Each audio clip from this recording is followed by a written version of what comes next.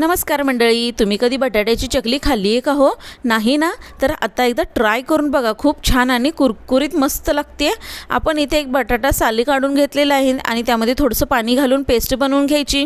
त्यानंतर 2 कप तांदळाचं पीठ, 1 कप बेसन घेतलेलं आहे, त्यामध्ये हळद आणि मीठ घातली आहे आणि अर्धा चमचा आपण जिरे घातलेलं आहे। त्यानंतर आपण यामध्ये लाल तिखट 2 चमचे घालून घेतले। नंतर बटर घालायचं, बटरमुळे खूप छान टेस्ट येते।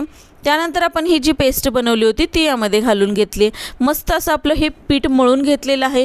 खूप जास्त घट्ट नाही आणि खूप जास्त पातळ सुद्धा नाही, असं मीडियममध्ये आपण छान असं हे पीठ मळून घेतलेलं आहे। पीठ मळून झालं की लगेच आपण चकली करायला सुरुवात करायची। आपण एका बाजूला तेल गरम करण्यासाठी ठेवलेलं आहे आणि आता आपण याच्या चकले पाडून घेऊया। मस्त असं आपलं पीठ तयार झालेलं आहे आणि आता छान अशा चकल्या पडतात बघा, अजिबात कुठेही तुटत नाही आणि खूपच मस्त काटे आलेले आहेत या चकलीला। तुम्ही एकदा नक्की ट्राय करून बघा।